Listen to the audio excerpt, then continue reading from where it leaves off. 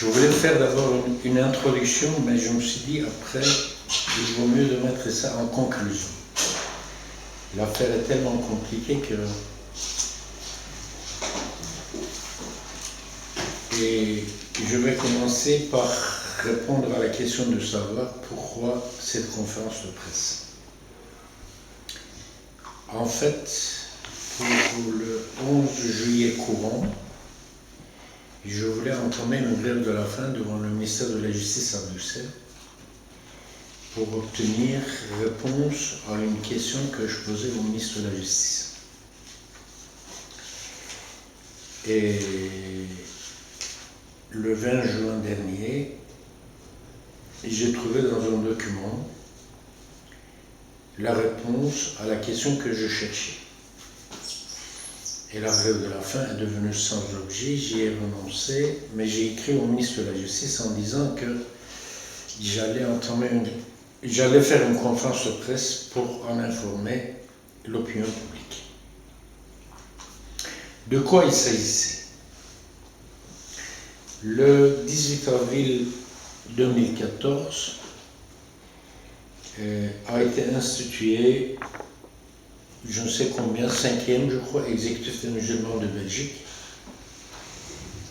Et dans un entretien publié dans la presse, le président de cet exécutif déclarait « C'est la première fois dans l'histoire de l'exécutif qu'il y a une entente totale entre les Turcs et les non-Turcs. Je peux vous garantir que la Turquie n'a pas d'influence directe sur les mosquées en Belgique. » C'était une déclaration hallucinante, pour ne pas dire délirante, alors que la Turquie, c'est un mot fourre-tout. Il y a d'autres organisations turques qui ont des mosquées en Belgique, mais la Turquie, officiellement, l'ambassade de Turquie a 65 mosquées en Turquie, et dire que la Turquie n'a pas d'influence directe sur la mosquée, c'est du domaine d'hallucination. Et puis, 11 mois plus tard, c'était M. Jean-Claude Marcourt qui déclarait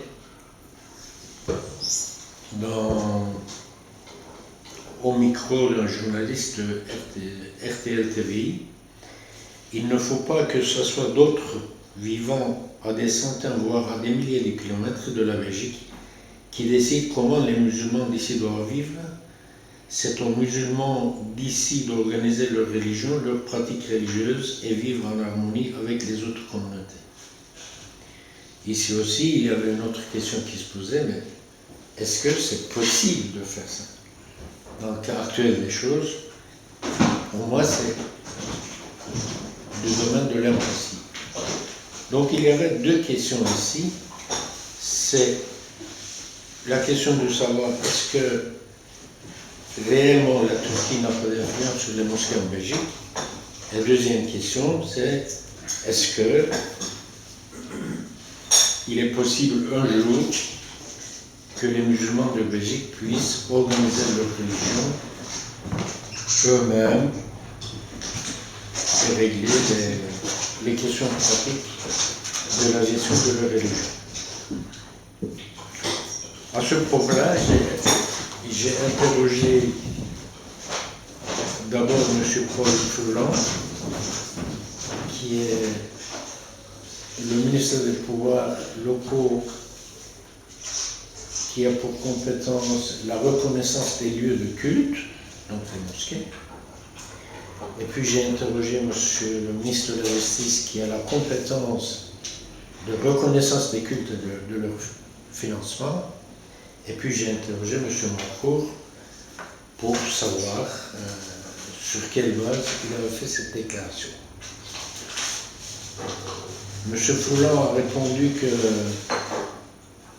qu'il ne pouvait pas répondre à la question de savoir combien de mosquées turques il y a en région Wallonne et qui sont les propriétaires de ces mosquées. Parce que la législation actuelle ne lui permet pas de répondre à la question. Et qu'il y a une nouvelle loi qui sera votée pour demander aux mosquées qui sont les propriétaires de ces mosquées et combien de mosquées il y a en Wallonie. Comme réponse, c'était vraiment étonnant. Et puis je lui ai posé la question de savoir, mais alors les mosquées reconnues, vous les avez reconnues sans savoir qui sont les propriétaires de ces mosquées. Si c'était Daesh, Al-Qaïda, propriétaires de ces mosquées, vous les auriez reconnus et financés. Là, il n'a plus répondu. Et le ministre de la Justice, c'est le silence total. C'est pourquoi je voulais le forcer à répondre par la grève de la faim. Et M. Marcourt estimait que lui, il faisait au moins ce qu'il voulait et que si tout le monde prenait ses responsabilités, les choses iraient autrement. Voilà. Et suite à ça, ce que j'ai voulu faire passer comme message à l'opinion publique, c'est de dire il y a en Belgique 2 organisations d'extrême droite turque, l'un nationaliste, l'autre religieux, qui ont les propriétés de toutes ces mosquées.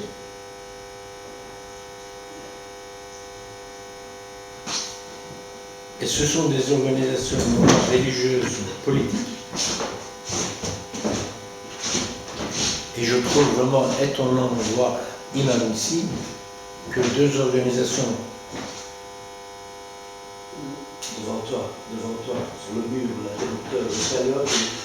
Voilà. 2 organisations d'extrême droite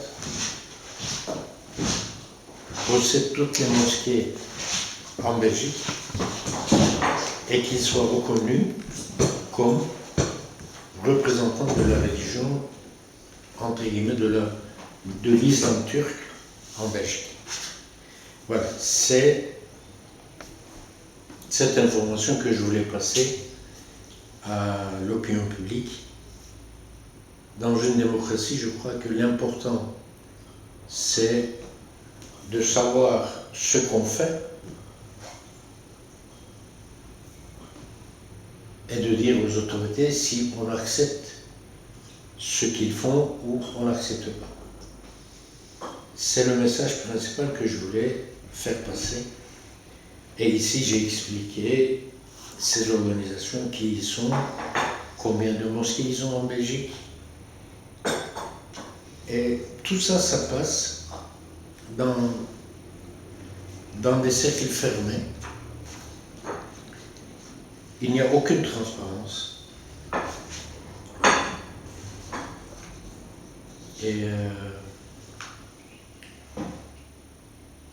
les musulmans de Belgique n'ont aucune emprise sur ces décisions. Aucune. Ça se passe dans les cercles diplomatiques, dans les cercles gouvernementaux, etc.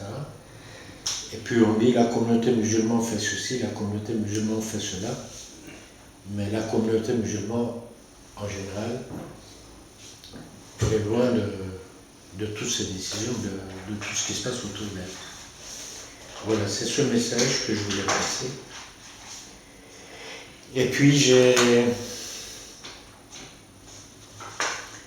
j'ai fait en conclusion une esquisse de proposition pour réaliser vraiment des changements, si on souhaite des changements. C'est à la page 4. Selon moi, si on veut vraiment changer les choses, le danger, pour moi, ça se situe dans le communautarisme et dans la ghettoisation des immigrés. Il faut démolir les frontières de ces ghettos. Il faut sortir de la religion et du nationalisme.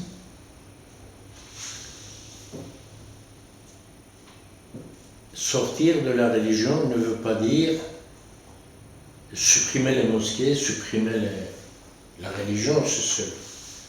On est arrivé à un point où tout ce qui est politique, social, culturel, familial est réduit à ce qui est culture. C'est la religion, c'est la mosquée. Donc il faut absolument sortir de ce cercle vicieux de la religion et voir les choses sous un autre angle. Et si on reste dans ce contexte de communautarisme, vraiment l'avenir, pour moi, c'est inquiétant. Ce sont des lieux où un petit étincelle peut provoquer des choses qu'on n'imagine pas. D'ailleurs, quand on voit les terroristes qui sont sortis de Molenbeek, ce sont des gens qui sont vraiment le symbole de ce qui peut se produire en si peu de temps dans ces ghettos où les terreaux sont rendus fertiles.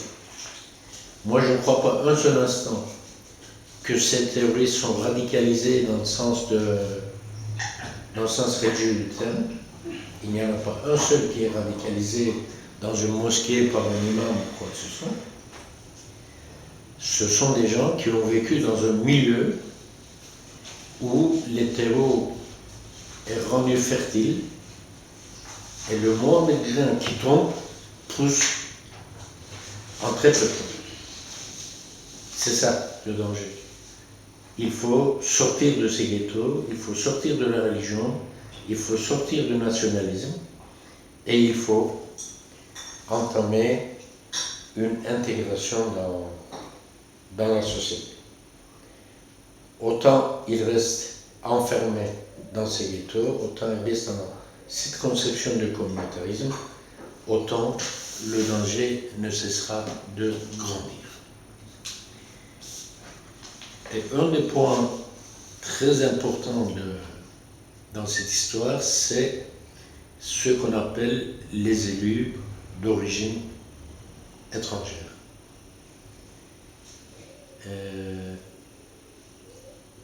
C'est ce que j'appelle les fusils livrés à des chasseurs de voix dans les marécages puants des ghettos. J'ai pris ici deux exemples. Emir Kir à Saint-Josse, à Bruxelles.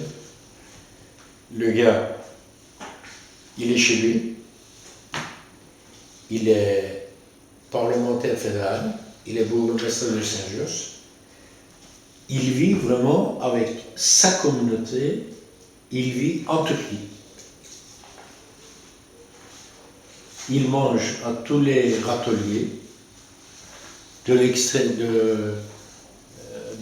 droite religieuse à l'extrême droite nationaliste.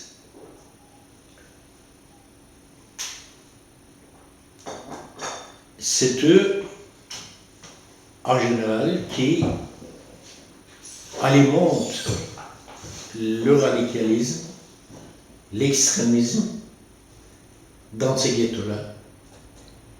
Et quelque part, ils légitiment. D'ailleurs, j'ai donné quelques exemples dans les annexes des déclarations de... Attendez, je vais prendre ça.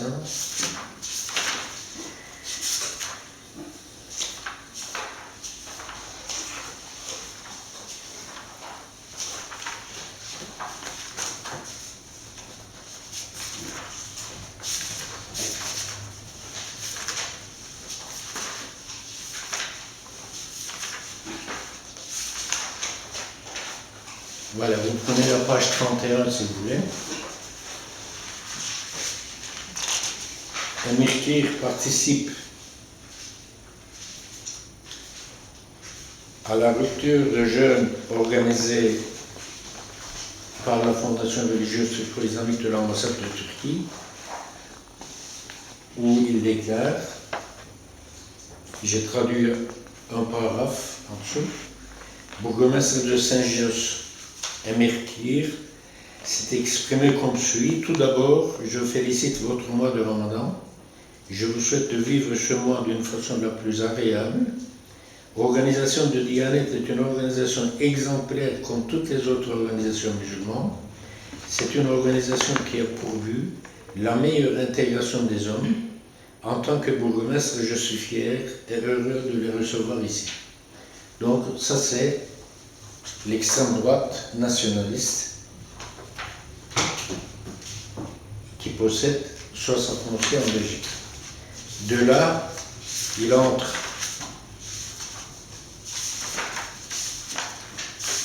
il participe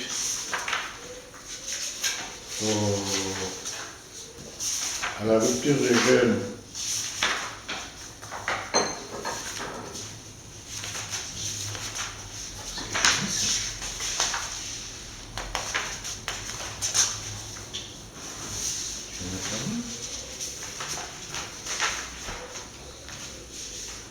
voilà, à la page 29. Il participe à la rupture de jeunes qui est organisée par l'extrême droite religieuse Milieu-Ruche, à la page 29. Député fédéral et en même temps bourgmestre de Saint-Josse, qui a participé à la rupture de jeunes, a pris la parole en dernier lieu après avoir souligné ses relations fraternelles avec la Fédération islamique de Belgique. Et Mirkir a rappelé les souvenirs des anciens présidents de cette fédération BIF et leur a remercié pour leurs travaux minutieux. Il a précisé qu'à côté de la gestion de mosquées avec les éducateurs qu'elles ont formés, les actions valeureuses qu'elles mènent, la Fédération islamique de Belgique a le mérite d'avoir le statut d'une organisation distinctive. Donc, il participe à la rupture de jeunes organisée par l'extrême droite nationaliste. Il fait l'éloge de cette organisation.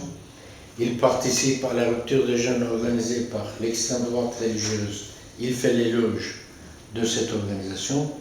Il mange à tous les râteliers et il maintient il collabore avec toutes les organisations d'extrême droite. Il a l'étiquette de socialiste. Voilà, c'est comme ça que ça marche. Et si on reste dans ce cercle vicieux-là, et j'ai pris un deuxième exemple, c'est de Liège. Et vous connaissez sans doute Mehmet Aydoğdu, artiste, etc. Socialiste, élu conseiller communal de Liège. Il dirige le lobby de l'extrême droite turque, les lobbies avec l'ambassade de Turquie. Vous prenez page 32.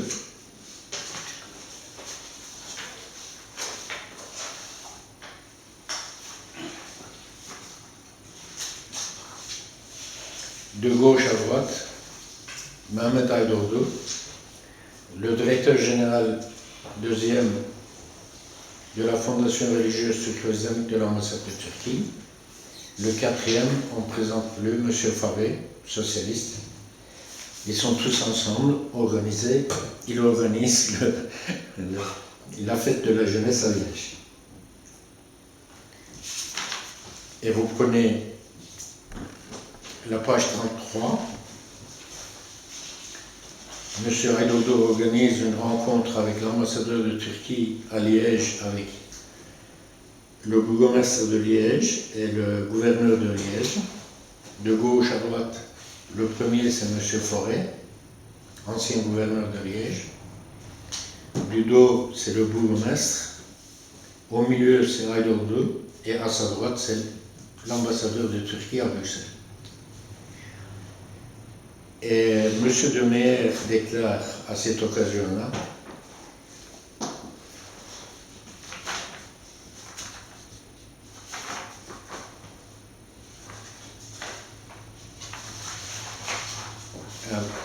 j'ai souligné au deuxième paragraphe une phrase. Il donne la bonne nouvelle en disant qu'il y aura une mosquée prochainement qui sera ouverte à Liège. C'est la bonne information qu'il donne à l'ambassadeur de Turquie en présence de M. Aydoğdu, socialiste, artiste et autoproclamé philosophe. Voilà.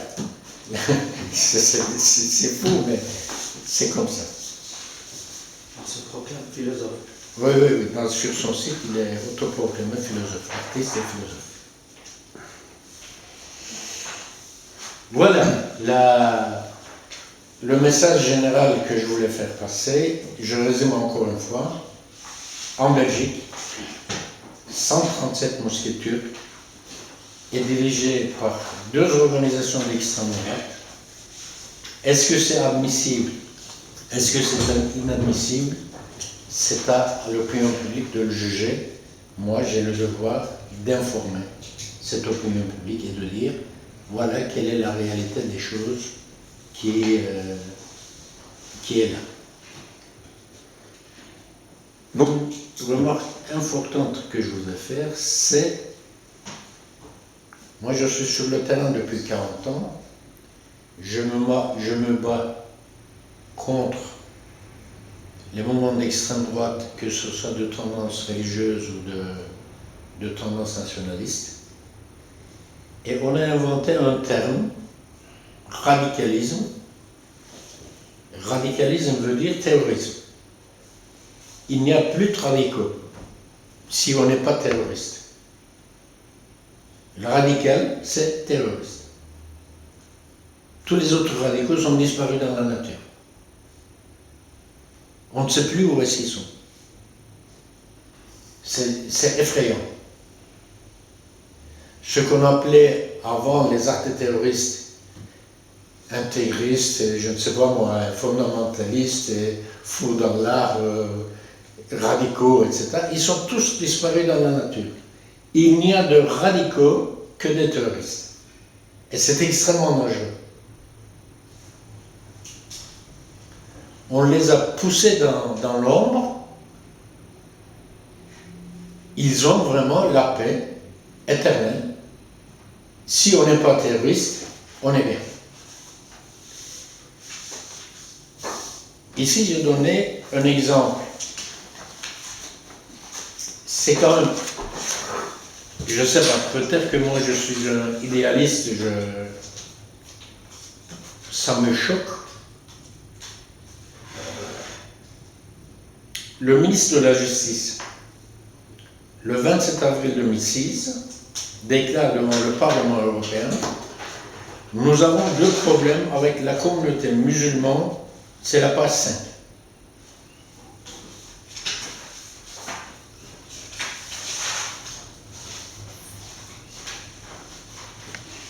Dernier exemple. Nous avons 2 problèmes avec la communauté musulmane dans notre pays. Du côté des Maghrébins, nous avons d'excellentes relations avec le Maroc. Mais il faut reconnaître que cette communauté est plus concernée par la radicalisation que les Turcs. Mais nous avons aussi un grand problème avec la Turquie. La Diyanet vient d'introduire un recours en annulation de l'arrêté royal belge.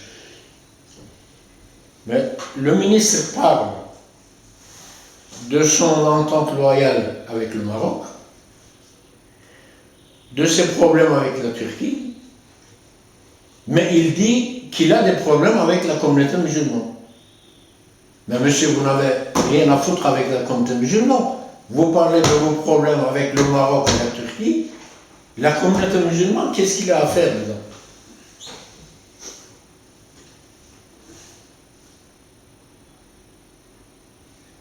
Est-ce que vous avez demandé à la communauté musulmane son avis? Dans les coulisses diplomatiques, vous vous arrangez avec le Maroc, vous vous arrangez avec la Turquie. Vous n'avez jamais accepté les immigrés comme votre citoyen à part entière. Vous confiez leur gestion au pays d'origine, et puis vous venez dire, nous avons des problèmes avec la communauté musulmane. La communauté musulmane n'a rien à faire dans ça. Et puis, M. Marco, on vient de changer précisément, dans une précipitation terrible, le président de l'exécutif des musulmans de Belgique. On a mis en place M. Salah Al-Chalaoui, qui est l'homme de M. Marco, qui est partisan de l'islam de Belgique, indépendant de toute influence de toute emprise des pouvoirs extérieurs, de l'influence extérieure, et qui est financé en 2012 403 854,57 € par le roi de Maroc. Et ce gars-là, il est tellement pervers, il déclare à la presse,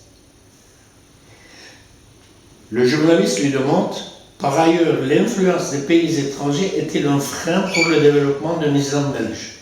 Il répond, cela dépend de quelle influence on parle. Je me battrai pour qu'il n'y ait pas, ici en Belgique, d'ingérence politique ou liée aux ambassades. Donc il est opposé à toute ingérence politique, à toute intervention des ambassades. Ok. Je ne l'accepterai jamais. Bien. Autre chose, cependant, est le lien spirituel qui peut exister entre les communautés installées en Belgique et les instances religieuses des pays d'origine. Donc, ce n'est pas politique, c'est spirituel. Les relations que nous avons avec le roi de Maroc, le commandant des croyants, c'est une relation spirituelle, c'est pas politique. Si le Maroc nous finance, c'est pour les échanges spirituels. Ce n'est pas pour des échanges politiques. Alors on prend pour qui les gens?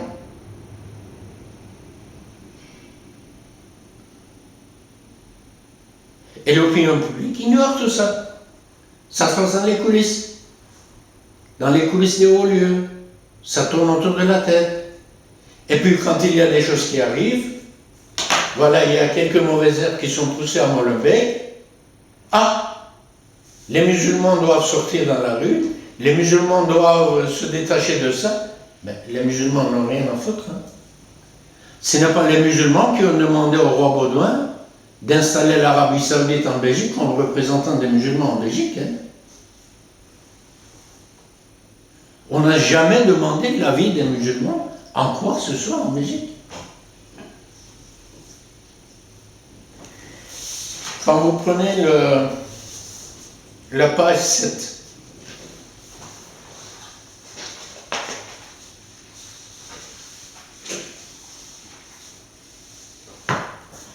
même si notre sang coule, la victoire sera celle de l'islam. Vous voyez? Mais ceci n'était pas un slogan de Daesh ou d'Al-Qaïda. Ce slogan-là était sur les murs de l'organisation d'extrême droite Les Logis, dans la rue Sauvin-Pont à Liège, en 1980. Quand je l'ai vu pour la première fois, je croyais que le ciel tombait sur ma tête.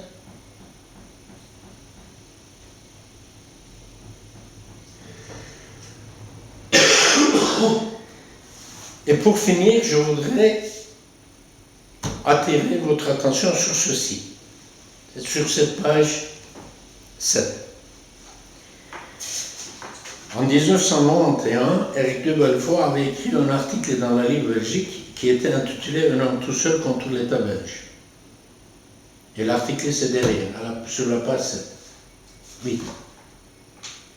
Et je l'ai réécrit, plutôt Vincent l'a réécrit, pour que ça soit lisible. Le mérite de cet article, c'est que dans les 2 premiers paragraphes, tout est dit, tout est expliqué.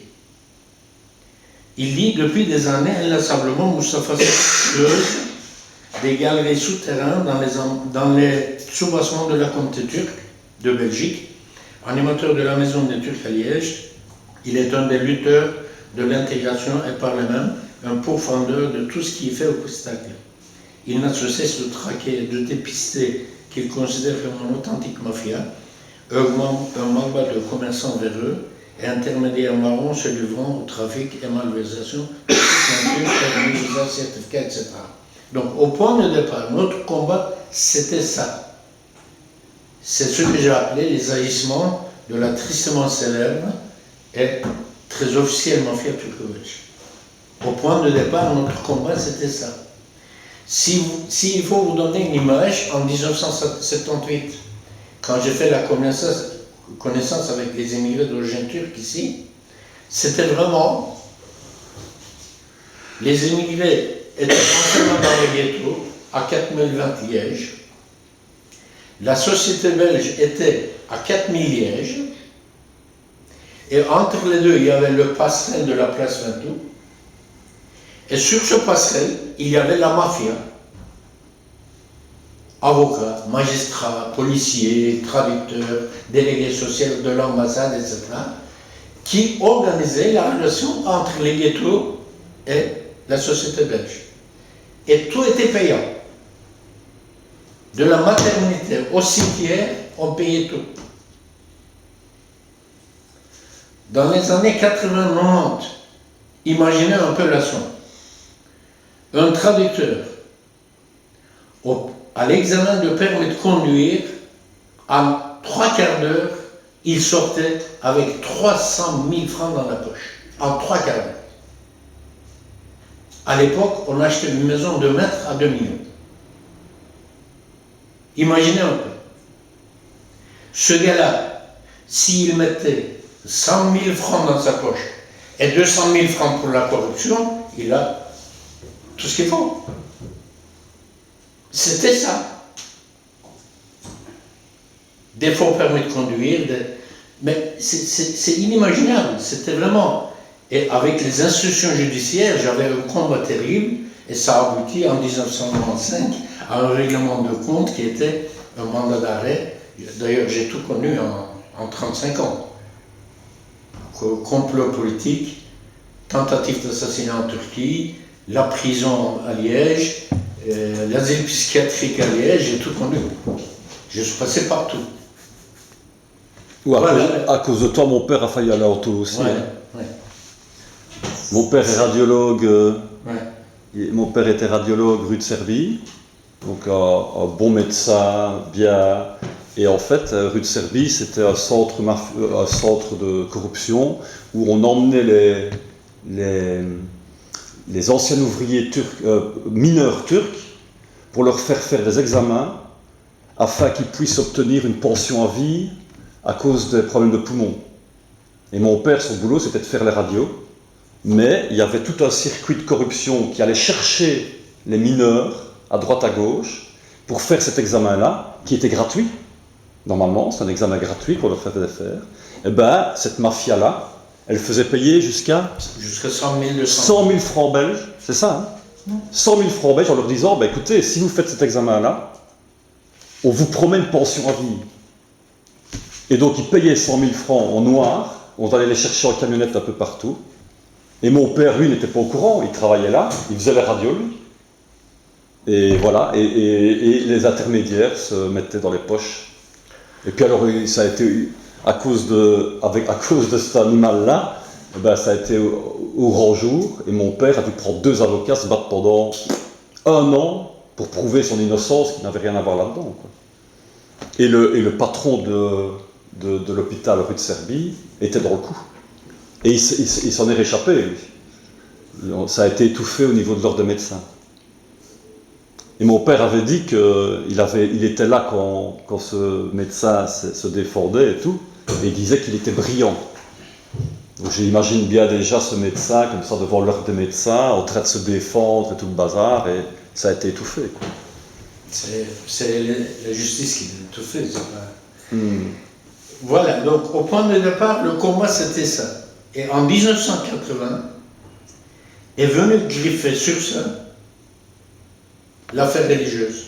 Pourquoi?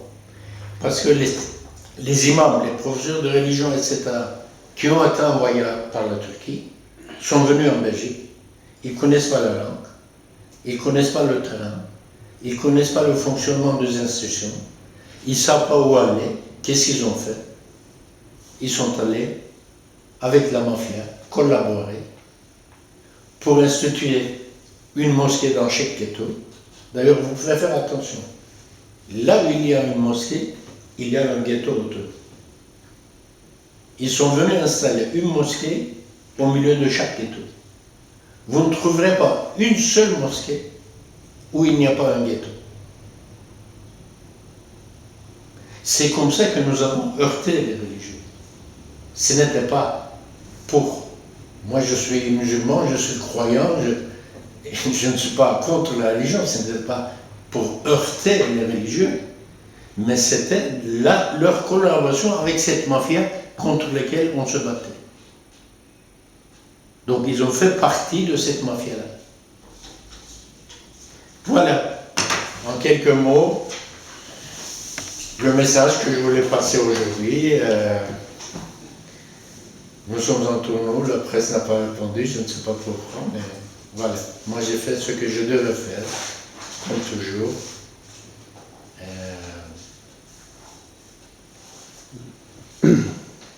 Et quand tu parles de la collaboration des socialistes avec les extrêmes droites turques, donc en fait, en gros, c'est comme si on voyait De Meyer et les élus socialistes sur une photo de famille avec Marine Le Pen et les intégristes catholiques français, c'est ça? Oui. C'est du même niveau. Monsieur De Meyer vient de fermer une mosquée radicale à Liège. Oh là là! Cette mosquée-là, il est là depuis 35 ans. Je connais le grand-père qui a créé cette mosquée. Je connais les fils qui ont pris la continuité. Je connais les petits-enfants qui ont pris la continuité. Et on a découvert brusquement un mosquée radical dangereux à Liège. C'est vraiment la stratégie, c'est comme Staline le pensait, il suffit d'en enfermer quelques-uns pour faire croire que tout le reste est normal. On a fermé la mosquée radicale à Liège, donc tout le reste est normal. Mais M. De Meyer annonce l'ouverture d'une nouvelle mosquée dans notre ville, mosquée de l'extrême droite nationaliste religieuse turque, ça c'est pas grave. Les choses sont sous contrôle. La Turquie contrôle bien. Il n'y a pas de terroristes qui émergent de la communauté turque. C'est ça l'argument actuel. La communauté turque est bien contrôlée par les nationalistes, par les religieux. Il n'y a pas de terroristes qui émergent. Alors que c'est totalement faux. Il y a 2500 Turcs dans les rangs de Daesh, en Syrie. C'est la plus grande communauté qui est dans les rangs de Daesh, et que les Lougris ne sont pas dans les rangs de Daesh, mais dans les rangs des Turkmènes qui sont au nord de la Syrie. C'est là qu'ils se battent. La Turquie n'a pas besoin des membres de la communauté turque de Belgique pour aller se battre en Syrie et dans les rangs de Daesh. Il y en a suffisamment. Il y a 80 millions en Turquie. Hein. C'est un Lougri qui a descendu le soldat russe. C'est totalement faux. Le soldat russe qui a été, l'avion qui a été descendu par la Turquie, c'est un Lougri. Récemment. Oui. C'est un Lougri. Et à la fin, qu'est-ce qu'ils ont fait? Maintenant, il y a une entente entre Poutine et Erdogan. Qui s'est excusé. Qu'est-ce qu'on a fait? Par hasard, on a trouvé l'assassin du pilote russe à Izmir, on l'a arrêté. Par hasard. Il est en prison.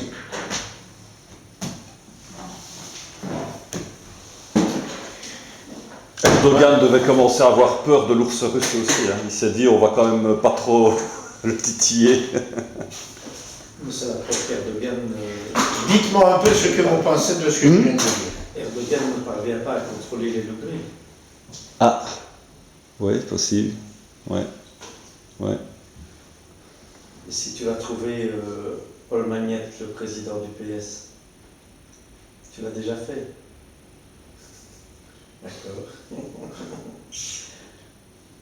Bah, c'est électoraliste, hein, ils peuvent pas. Je crois que le Parti Socialiste ne peut pas se permettre Pourquoi de se passer de la voix des immigrés Où est-ce qu'ils turcs. sont? Où est-ce qu'ils sont? Il a la double nationalité, il a été élu aussi par les Belges.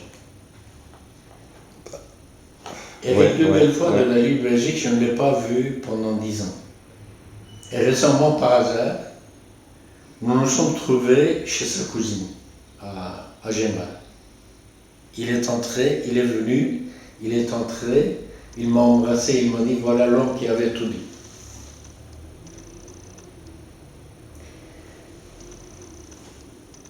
Moi, ça ne me fait rien que la presse ne soit pas là.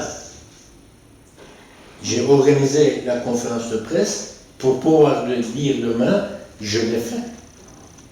La presse ne peut pas parler de ce que je viens de dire. C'est pas politiquement correct. Il n'y a aucun journal qui peut parler de ce que je dis.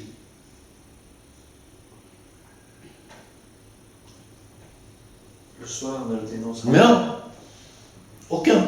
Ouais, mais enfin, il y a le vif peut-être parfois qui laisse passer des trucs. Hein. Ils n'osent pas. Est-ce que vous imaginez un journal en Belgique qui va mettre le ministre de la Justice négocie avec 2 organisations d'extrême droite turques pour représentation de l'islam en Belgique? Vous voyez ça? Quel journal? Allez-y, osez. Normalement, Pardon? Qui? Médor. Oui, mais est-ce qu'il est lu? Mais, enfin, Médor, c'est... Quand même. La trimestrielle, évidemment. Ah oui. Ouais. Ah, c'est un nouveau... Oui, oui. Investigation. Ouais. Ah oui, oui, oui, oui, c'est lui qui a sorti un article récemment, je ne sais plus sur quoi. Il n'y a Sur pas Mitra. de secret. Hein? Bah oui, t'as envoyé ton communiqué de presse à Médor. Non. Prenez un peu la page 7.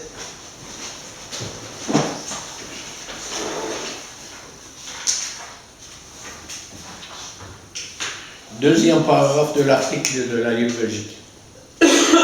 Licencié en sciences économiques de l'Université de Louvain, Moustapha Sarri s'applique tout argument à dénoncer les menées subversives d'une certaine extrême droite théocratique turque dont on aurait tendance, selon lui, à mésestimer l'emprise sur les immigrés à travers tout le réseau des mosquées, associations culturelles, un tout-puissant réseau au demeurant qui étendrait ses ramifications tant en Belgique, en Allemagne, aux Pays-Bas, en France, au Danemark. Qu'est-ce qui se passe actuellement? Ça a été dit en 1991, hein? Il y a 25 ans. Oui, mais il y a cet au conditionnel qui dit. C'est du conditionnel. Il savait tout. il n'est pas toujours bon d'avoir raison trop tôt. Ouais. Comme la mauvaise de l'eau. J'ai écrit une Ah lettre ouais, de 22 ouais. pages au roi. C'est le Premier ministre qui m'a répondu. J'ai bien lu les lettres que vous avez adressées à Sa Majesté. Je reste à votre entière disposition. Je vous donne les coordonnées de mon collaborateur. Et j'ai envoyé un mail à son collaborateur. Il n'est pas vivant. Il vit. Il répond pas. Monsieur, qu'est-ce que vous pensez de ce que je viens de dire? Ça m'intéresse. Ça, c'est compliqué, c'est confus. C'est très pointu, ce que vous avez marqué. Comment? C'est très pointu, ce que vous avez marqué. Oui. Et c'est très dangereux aussi, comme vous avez dit, pour la presse, c'est très dangereux. Ouais.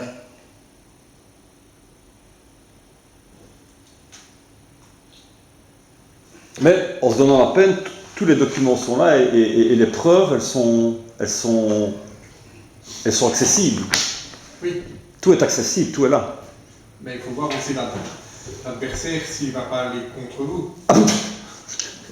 C'est tout vu. C'est tout vu. C'est tout vu, hein. Moustapha en est la preuve. Voilà. Ça dure depuis 40 ans. Et vous, qu'est-ce que vous en pensez? Moi, je n'aurais pas osé d'écrire ça.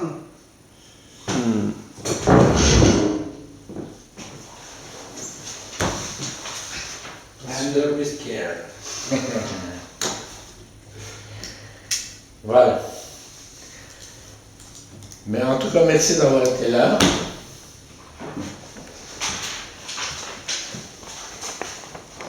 merci à vous d'avoir osé aussi. Il faut oser faire ce que vous faites. Mais voilà, je me satisfais de ça.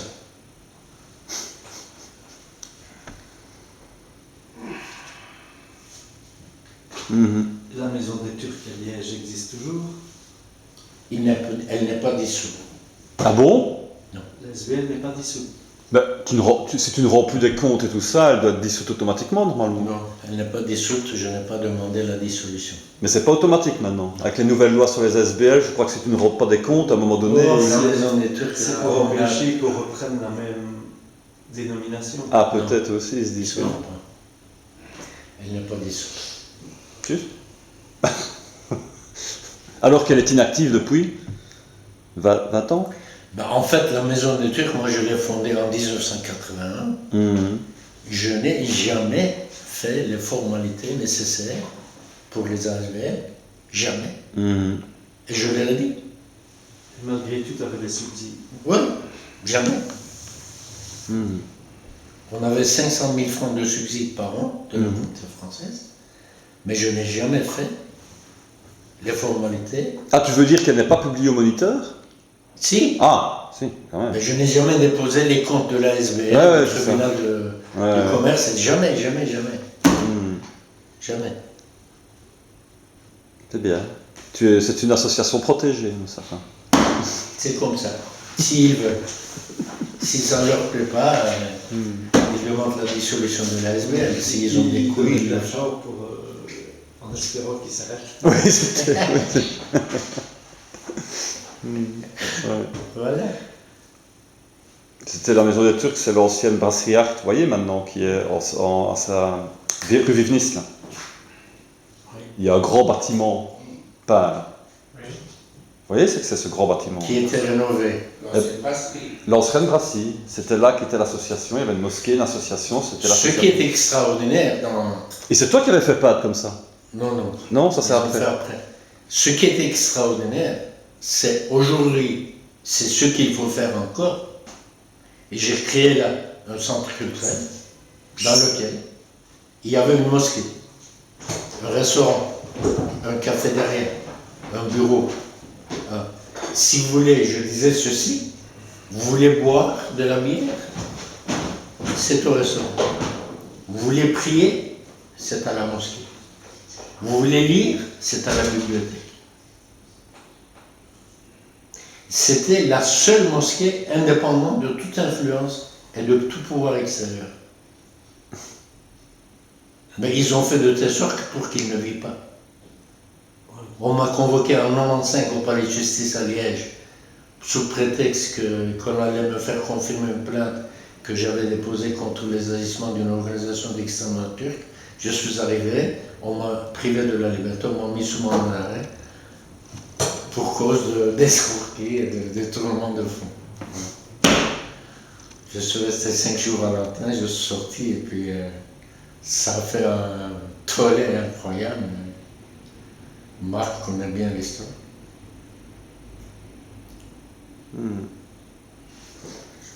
Il croyait que ça allait durer. Elle n'y est plus, la mosquée. Comment? Non. Je suis sorti de l'antenne.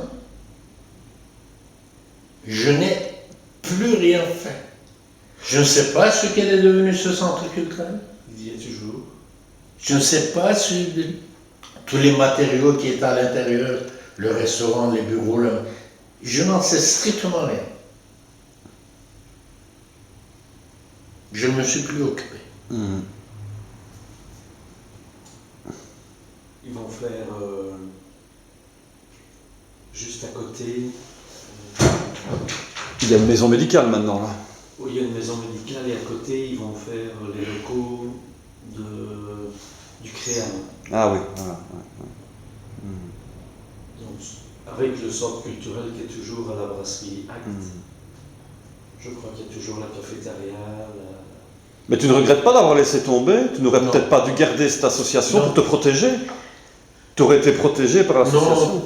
Non. Si c'était à refaire, je n'aurais pas créé l'association. Ah oui, carrément. Ouais. J'aurais fait tout ce que je faisais tout seul. Et puis, parce qu'à un moment donné, tu crées une association, assurer l'existence de l'association devient un but en soi. Ça t'occupe plus qu'autre chose. Moi, je ne sais pas. Moi, je crois que le combat d'un homme seul est toujours voué à l'échec. Ouais. Moi, je crois que la seule possibilité, c'est d'avoir une association qui te permette d'avoir des rentrées, de pouvoir vivre déjà. Parce que c'est ça aussi. Hein. Que tu as vécu comme un vagabond pendant 20 ans. Hein. Ouais. Donc ça veut dire qu'avec une association, tu avais une base, ne fût-ce que pour t'aider à manger, à vivre et à dépenser et t'as de l'argent pour pouvoir faire des conférences de presse. Voilà, il y a d'autres exemples qui fonctionnent comme ça et qui arrivent à tenir parce qu'ils ont des rentrées et qui peuvent assurer au moins leur quotidien. Ouais. Mais bon, voilà. C'est comme ça.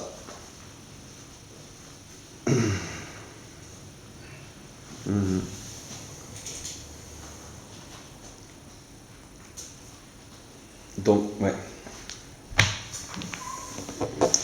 Ben voilà. Mustapha, tu as un dernier mot à dire? Tu as un dernier mot à dire à la caméra? Merci, au revoir.